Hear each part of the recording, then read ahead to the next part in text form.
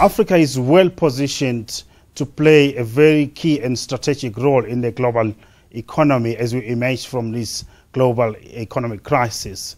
The reason for that is that Africa is well endowed with natural resources which the world needs. We see that the recovery in the global economy is largely driven by growth in emerging markets, which have got a huge appetite for Africa's commodities. Africa is well positioned, therefore, to fulfill the world's growing demand for its natural resources.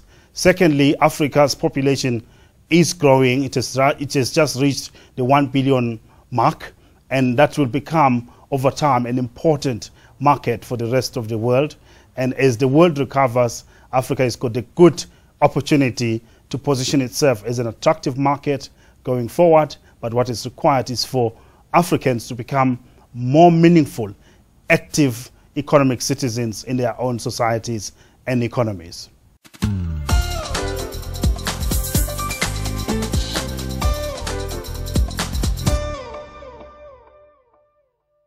There are two very important key drivers that I think will unlock Africa's social and economic growth potential. The first one is the need to invest in infrastructure development like we've never done it before. Infrastructure in Africa is a great area of opportunity, from our roads to our airports to our railway lines to our ports. There are massive opportunities for us to really rejuvenate the African continent. Linked to that is the challenge of climate change, which I think is a huge opportunity for us to integrate into our infrastructure development initiatives. Climate change provides an opportunity for Africa to unlock its green industrial revolution. We need to explore the potential of unlocking sustainable millions of green jobs on the African continent. This gives us an opportunity to leapfrog the first world countries in our industrialization process by not committing the mistakes that they committed during their industrialization processes. The second area is the area of human capital development. We need to invest in maximizing the quality and quantity of our human capital. Without world-class skills and talent, Africa cannot be a first world country in the next generation. Whereas I believe that Africa can and indeed must be a first world continent within the next generation. There is an opportunity for us as Africans to also engage with the concept of the new normal. What exactly does it mean for us as Africans?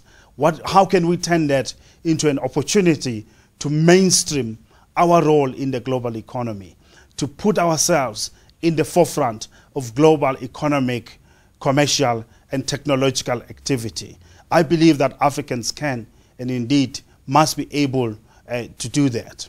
Furthermore, Africa has got a golden opportunity to leverage the first ever FIFA World Cup to be hosted on the African continent, which will start in South Africa next month. This is an opportunity to rebrand Africa.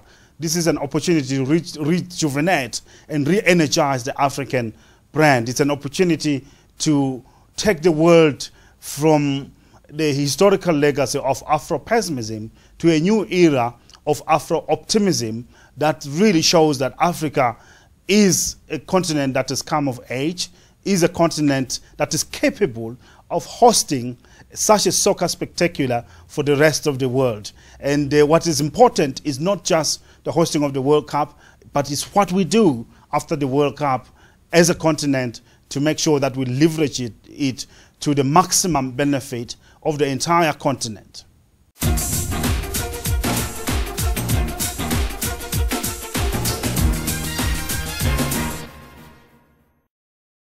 We need to unlock Africa's potential to be able to trade and invest and indeed engage with itself. The extent to which intra-African trade is taking place is thus far limited. In the discussions at the forum, I hope that we can be able to come up with practical, concrete, and workable solutions that can enable Africa to turn the corner in as far as unlocking its domestic sources of growth and development. We also need to be able to realize that Africa is part of a globalizing and competitive world. And in that regard, we need to be able to internalize the rules of the game that are emerging in the global economic space and make sure that we do not just master them, but we are on top of them, and that we play a role in creating and framing the new parameters of global competition and globalization.